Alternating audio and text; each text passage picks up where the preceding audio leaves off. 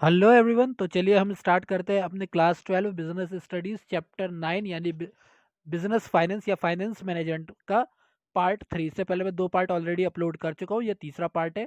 तो पार्ट 2 के अंदर जो है हमने पढ़ा था कि 3 डिसीजन होते हैं जिसकी वजह से जो हमारे कॉस्ट है या ओवरऑल इनकम जो है कंपनी की वो बढ़ती या घटती है। ठीक है। जिसमें हमारा फाइनेंस रिलेटेड डिसीजन था, इन्वेस्टमेंट रिलेशन डिसीजन था और हमारा डिविडेंड रिलेटेड डिसीजन था। जिसके अंदर हम लोग फाइनेंस रिलेटेड डिसीजन को पढ़ रहे थे, जिसके 2 पार्ट होते हैं। पहला पार्ट होता है हमारा वित्तीय नियोजन यानी फाइनेंशियल प्लानिंग, और दूसरा हमारा होता है क्या, कैपिटल स्ट्रक्चर। तो हमने वित्तीय नियोजन के बारे में पढ़ लिया था, कैसे किया जाता है वो पढ़ लिया था। अब इसके महत्व पढ़ने रह गए हैं।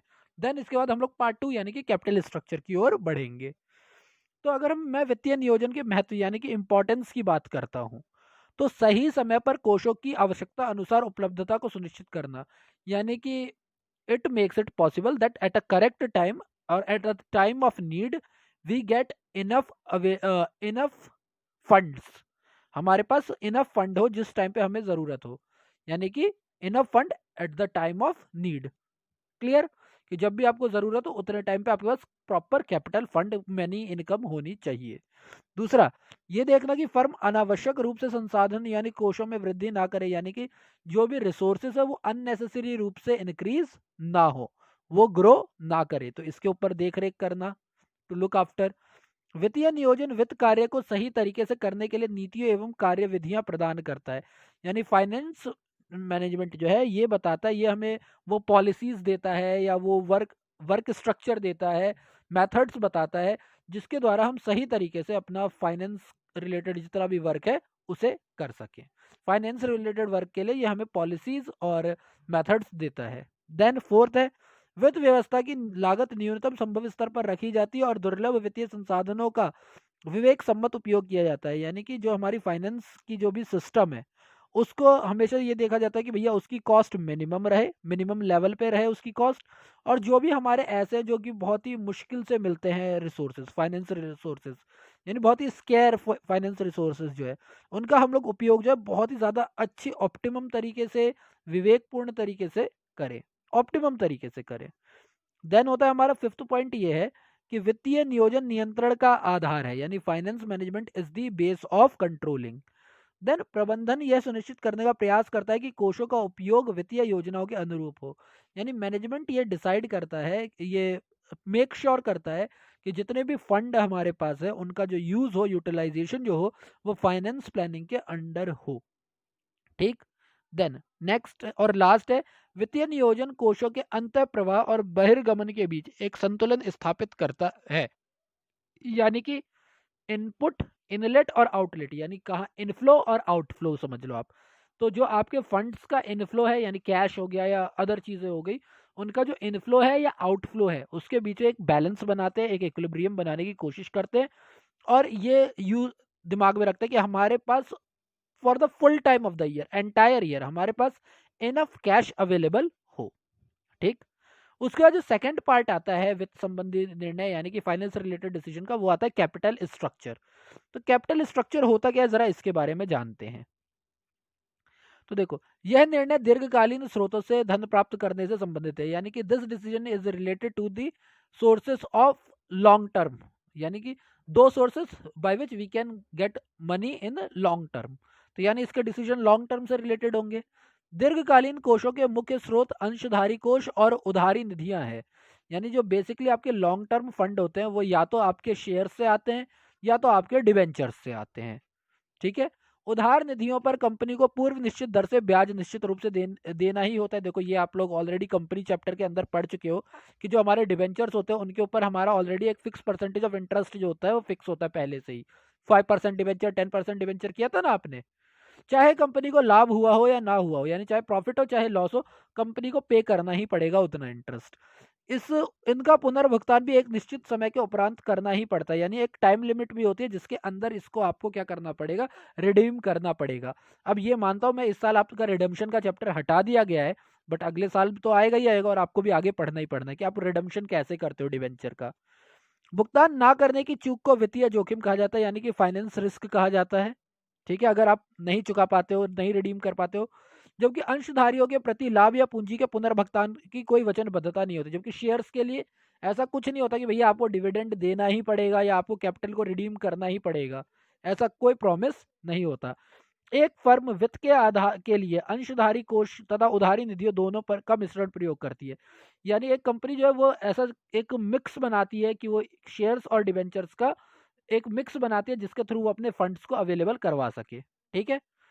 पूंजी संरचना से अभिप्राय स्वामिगत तथा ग्रहित निधि उधार कोषों के अनुकूल मिश्रण से। यानी कैपिटल स्ट्रक्चर का मतलब ही है कि एक ऐसा ऑप्टिमम या एक ऐसा great mixture of shares and debentures.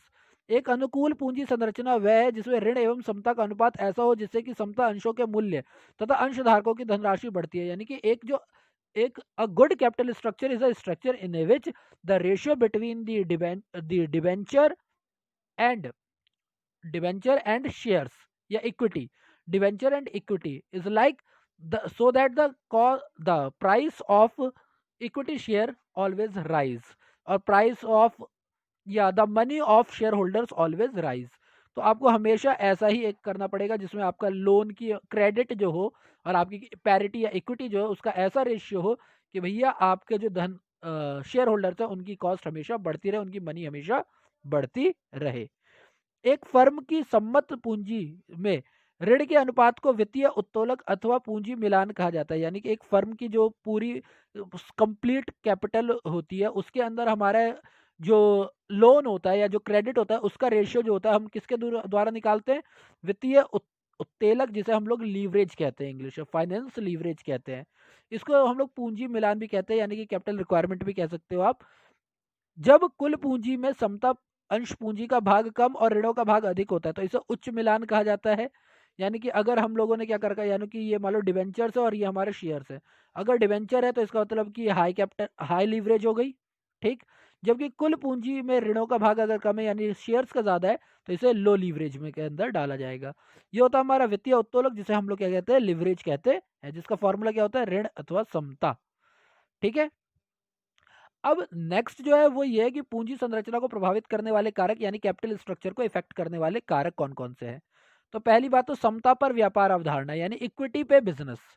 पहली चीज तो ये समता पर व्यापार से आशय समता अंशधारी द्वारा अर्जित लाभ में वृद्धि होना है।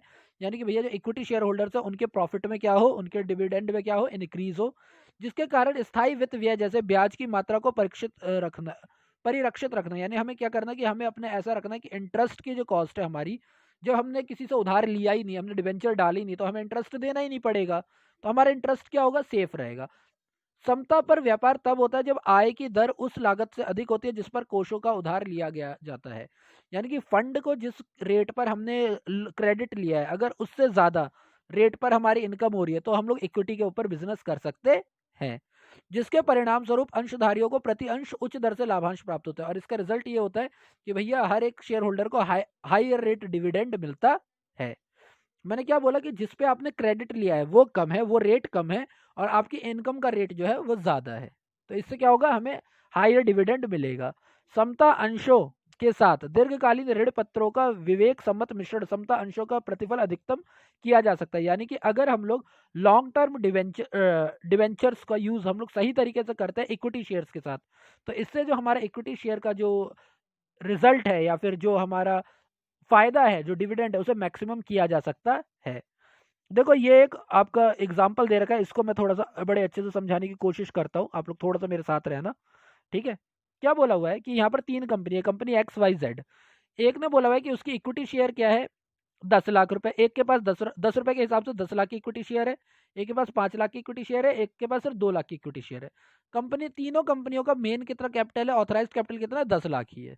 तो एक ने 10 की इक्विटी शेयर लॉन्च कर दी, दूसरे ने क्या किया कि उसने 12% की प्रेफरेंस शेयर भी यानी कि पूर्वाधिकार अंश यानी प्रेफरेंस शेयर भी लॉन्च कर दिए 3 लाख रुपए के, और साथ साथ 10% वाले डिवेंचर भी उसने क्या कर दिए।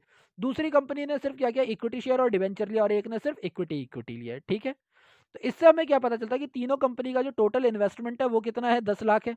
कैलकुलेट करके देख लो आप। अब क्या होता है कि ब्याज और करों से पूर्व आय यानी कि EBIT, income before interest and tax, ये ईबीआईटी जो दे रखा है, interest before income and tax, sorry earning before interest and tax, earning before, E for earning है, वो 25% बोला हुआ है कि जो भी आपका टोटल इन्वेस्टमेंट होगा उसका 25% आपका ईबीआईटी है। तो हमने सबका निकाल लिया, 2.5 लाख रुपए निकल गया। ठीक, अब ऋणों पर ब्याज यानी जितना भी हमने डिवेंचर लिया था उसके ऊपर हमें इंटरेस्ट देना है, तो हमारा 10% है, 5-5 लाख का कितना हो गया, 50,000 हो गया। ठीक, तो वो माइनस हो जाएगा। ईबीआईटी हमारा 2.5 लाख हो गया, यहाँ तो ईबीआईटी 2.5 लाख का 2.5 लाख नीचे आ गया क्योंकि हमें कोई इंटरेस्ट नहीं देना। उसके बाद यहाँ पर सिर्फ 2 लाख नीचे आएगा और यहाँ पर भी केवल 2 लाख ही नीचे आएगा क्योंकि हमने 50,000 क्या दे दिया, इंटरेस्ट दे दिया। अब 40% टैक्स देना है, तो 2.5 लाख का 40% 1 लाख होता है, 2 लाख का 40% 80,000 होता है और 2 लाख का 40% 80,000 होता है, तो यहाँ पर 80,000 हो गया। 2.5 लाख में से 80,000 माइनस किया, तो ये हम लोग कैपिटल स्ट्रक्चर ही कह रहे हैं, कैपिटल स्ट्रक्चर का फॉर्मेट है, आपको ये सेकंड ईयर में पढ़ना ही पड़ेगा, मैं यह बता दे रहा हूँ। तो इससे हमें क्या हो गया कि भैया हमारे जो इक्विटी और प्रेफरेंस शेयर होल्डर है उनके लिए यहाँ पर 1.5 लाख रुपए, यहाँ 1,20,000 और यहाँ पर भी 1,20,000 है। अब अगर आप देखते हो तो 3 लाख शेयर पे 12% के इंटरेस्ट से मुझे प्रेफरेंस शेयर वालों को देना है, जो कि तीसरा केस है। तो अगर मैं 3 लाख के ऊपर 12% देखता हूँ तो 36,000 से मुझे यहाँ पर डिविडेंड देना है। सेकंड और फर्स्ट केस में वो नहीं देना है। तो फर्स्ट केस में कितना हो गया, 1 लाख हो गया। सेकंड केस में कितना हो गया, 1,24,000, 1,24,000, 1,20,000 हो गया ये, ठीक है ना, 24,000 गलती से लिखा हुआ है। और थर्ड में कितना हो गया, 84,000 हो गया माइनस करके। क्लियर हो गया।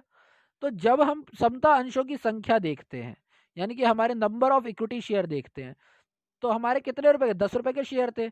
अगर मैं 10 लाख रुपए दे रहा हूँ, 10 रुपए के शेयर है, तो यानी 1 लाख मेरा होगा फर्स्ट केस में नंबर ऑफ शेयर्स। दूसरे में हमारा 5 लाख है यानी 50,000 नंबर ऑफ शेयर होगा। तीसरे में 2 लाख है यानी 20,000 नंबर ऑफ शेयर होगा।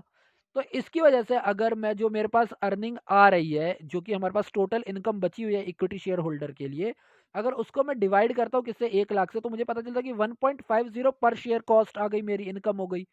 सेकंड केस में 2.40 हो गई और थर्ड केस में 4.20 हो गई। ये 1,20,000 होगा, 1,24,000 नहीं है, 1,20,000 है, ठीक है ना यहाँ पर। ओके, तो इससे आपको क्या पता चलता है कि अगर हम सबसे अच्छा ऑप्टिमम यूज करते हैं, इक्विटी, प्रेफरेंस और डिवेंचर सबका यूज करते हैं, तो हमें सबसे अच्छा प्रॉफिट मिल रहा है इनकम का। पर शेयर कॉस्ट जो मेरी इस केस में सबसे अच्छी है। तो यही डिसाइड करना कि सबसे अच्छा कहाँ पर है। जैसा कि हमें पता है कंपनी जेड में सबसे अच्छा हो रहा है, इसी को हम लोग कहते हैं अच्छा कैपिटल स्ट्रक्चर बनाना। ठीक है, आई होप आपको ये क्वेश्चन समझ में आ गया होगा। इसके बाद ही मैं आगे के आपको महत्व बताऊंगा, यानी कि प्रभावित करने वाले कारक जो है वो मैं आगे आपको बाद में बताऊंगा। अभी मुझे यही बताना था फर्स्ट वाला, तो मैंने अभी आपको फर्स्ट वाला बता दिया है कारक, बाकी मैं नेक्स्ट वीडियो में बताऊंगा। ठीक है, तो चलिए, thank you for your time and आगे अगला वीडियो बहुत जल्दी लेकर के आ रहा हूँ। ओके।